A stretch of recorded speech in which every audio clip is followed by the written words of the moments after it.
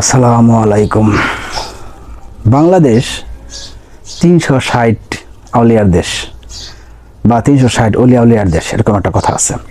এবং এই দেশে ৩৬০টা মাজার আছে, খুব সম্ভবত কিছু কম কিছু বেশি থাকতে পারে। এই পরিসংখ্যান সম্পর্কে আমার তেমন আইডিয়া নাই।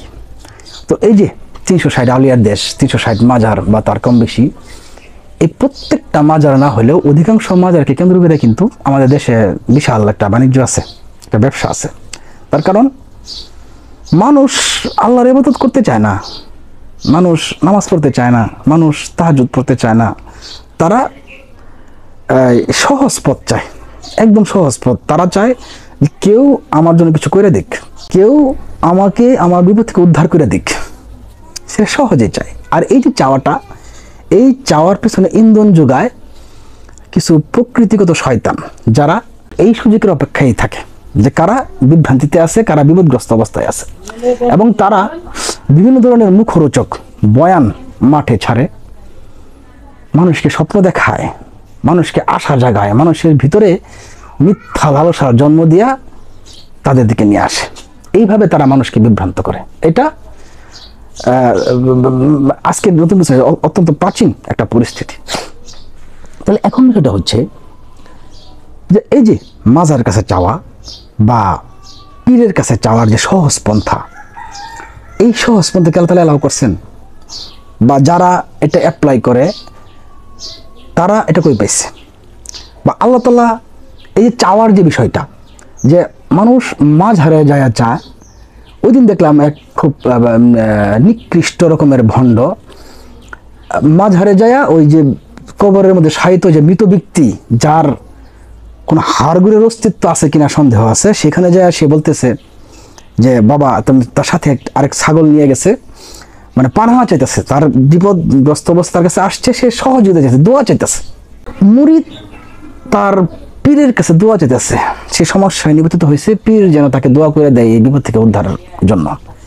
তো এই যে পরিস্থিতিগুলা, এই পরিস্থিতিগুলা ইসলামে কিভাবে মূল্যায়ন হয় বা আল্লাহ তাআলা এই বিষয়ে কি বলছেন, এই জিনিসটা বুঝতে গেলে আপনাকে বুঝতে হবে পবিত্র কোরআন মাজিদের ২ নম্বর সূরা, সূরা বাকারার ১৮৬ নম্বর আয়াত। ওইখানে আল্লাহ তাআলা স্পষ্ট ভাষায় বলতেছেন হুজুর পাক সাল্লাল্লাহু আলাইহি ওয়াসাল্লামকে উদ্দেশ্য করে, যখন আমার বান্দাগণ আপনার কাছে আমার সম্পর্কে জিজ্ঞেস করে, আমি তো নিশ্চয়ই অতি নিকটবর্তী। তারা যখন আমাকে আহ্বান করে, আমি তাদের আহ্বানে সাড়া দেই, অতএব তারাও যেন আমার আহ্বানে সাড়া দিয়ে ঈমান গ্রহণ করে। আশা করা যায় তারা সঠিক পথে চলবে। আরেকটা একটু ভেঙে ভেঙে আমি বলি, তাহলে আপনাদের জন্য বুঝতে সুবিধা হবে। এই ভেঙে ভেঙে বুঝার স্বার্থে এই আয়াতটাকে আমি ৩ ভাগে বিভক্ত করছি, তাহলে সমস্ত কিছু পরিষ্কারভাবে আপনি বুঝে যাবেন ইনশাআল্লাহ। প্রথম অংশে আল্লাহ তাআলা বলতেছেন হুজুর পাক সাল্লাল্লাহু আলাইহি ওয়াসাল্লামকে উদ্দেশ্য করে, যে যারা আপনার কাছে আমার সম্পর্কে জিজ্ঞেস করে, আমি তো অতি নিকটবর্তী। অর্থাৎ হুজুর পাক সাল্লাল্লাহু আলাইহি ওয়াসাল্লামের কাছে যারা আল্লাহ সম্পর্কে জানতে চায়, তাদেরকে যেন উনি বলেন, আল্লাহ বলে দিতেছেন যে আমি তো নিশ্চয়ই তাদের অতি নিকটবর্তী। মানে একেবারে আল্লাহ তাআলা প্রত্যেকটা বান্দার নিকটবর্তী আছেন, কাছাকাছি আছেন। কতটা কাছাকাছি, এই ব্যাপারে পবিত্র কোরআন মাজিদের আরেকটা সূরায় তিনি বলছেন, আরেকটা আয়াতে তিনি বলছেন যে তিনি আছেন বান্দার গ্রীবাস্থ লগ্ন, মানে গ্রীবা, এই যে গ্রীবা, এই গ্রীবার সংলগ্ন। তাহলে কতটা নিকটবর্তী। এবং এই পরের অংশে তিনি বলতেছেন, যারা আমাকে আহ্বান করে, আমি তাদের আহ্বানে সাড়া দেই, অতএব তারাও আমার আহ্বানে সাড়া দিয়ে ঈমান গ্রহণ করুক। এইখানেই কিন্তু বক্তব্যের মূল বিষয় নিহিত আছেন। যারা আমাকে আহ্বান করে, আমি তাদের আহ্বানে সাড়া দিই, অতএব তারাও আমার আহ্বানে সাড়া দিয়ে ঈমান গ্রহণ করুক। তার মানে মানুষ যখন বিপদে পড়ে, মানুষ যখন সমস্যায় পড়ে, তখন আল্লাহর কাছে চায়, আল্লাহর কাছে সাহায্য চায়, আল্লাহর কাছে পানা চায়। এই যে আল্লাহর কাছে সাহায্য চাওয়া, আল্লাহর কাছে পানা চাওয়া, বিপদে পড়ে, মুশকিলে পড়ে, এটাকে ঈমানের সাথে আল্লাহ তাআলা তুলনা করছেন। ওই যে উনি বলতেছেন যে অতএব তারাও যেন আমার আহ্বানে সাড়া দেয় এবং ঈমান গ্রহণ করে। অর্থাৎ আল্লাহর কাছে চাওয়া, বিপদের সম্মুখীন হইয়া, অভাবের সম্মুখীন হইয়া, বিপদগ্রস্ত হইয়া, এটা ঈমানের অংশ। এই কারণে আল্লাহ তাআলা এই আয়াতের শেষের অংশে বলতেছেন আশা করা যায় তারা সৎ পথে চলবে, অর্থাৎ আল্লাহ আশা করতেছেন যে তারা সৎ পথে চলবে, অর্থাৎ সমস্ত মানুষ যে সৎ পথে চলবে না আল্লাহ পাক ভালো রকম জানেন, সেজন্য তিনি এই কথা বলছেন পরিষ্কার। এই ব্যাপারেই সূরা গাফিরের ৬০ নম্বর আয়াতে আল্লাহ কথা বলছেন। ওইখানে তিনি বলতেছেন তোমাদের রব তোমাদেরকে বলছেন যে তোমরা তাকে ডাকো এবং তিনি তোমাদের ডাকে সাড়া দিবেন। যারা অহংকার বশত আল্লাহর ইবাদতকে অবজ্ঞা করে অচিরেই তারা লাঞ্ছিত অবস্থায় জাহান্নামে প্রবেশ করবে। এইখানে আল্লাহ তাআলা একই কথা বলতেছেন যে তোমরা তোমাদের রবকে আহ্বান করো, তিনি তোমাদের আহ্বানে সাড়া দিবেন। তাহলে এখানে কোথায় আছেন মাজার, কোথায় আছে পীর, কোথায় আছে মুরিদ? কিচ্ছু নাই।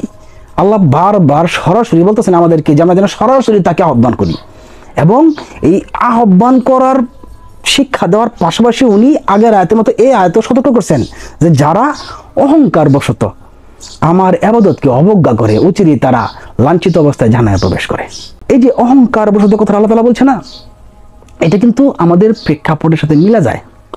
এই যে যারা মাজার নিয়ে ব্যবসা করে, মাজার নিয়ে যারা মাজারে সেজদা করে, মাজারের কাছে চায়, পীরের কাছে চায়, আপনি যত বুঝাবেন যত বলবেন বলতে বলতে বুঝাতে বুঝাতে আপনি মরে যাবেন, কিন্তু ওরা বুঝবে না, বরঞ্চ ওরা ওদের কাজের পিছনে আরো যুক্তি নিয়ে আসবে, কোরআনের অপব্যাখ্যা দিবে, হাদিসের ব্যাখ্যা দিয়ে তাদের কাছ থেকে তারা সহি করে নিবে। আপনি কানের ভিতরে ঢুকাই দিবেন তবুও তারা বলবেন। এইটা মূলত করে কি অহংকার বশত। যদি তারা সঠিক পথে ফিরে আসে তাহলে তার বাপ তার দাদা এই একই কাজটা যে করে গেছে, মাঝহারকে কেন্দ্র করে যে ব্যবসা করছে, নিজের পেট চালাইছে, এখন যদি সে সত্যের মুখোমুখি হয়ে সত্যকে মাইনা নেয় তাহলে তার বাপ দাদা মিথ্যা প্রমাণিত হয়ে যাবে, তার আত্ম অহংকারে আঘাত লাগবে, তার মান সম্মান ক্ষতিগ্রস্ত হবে।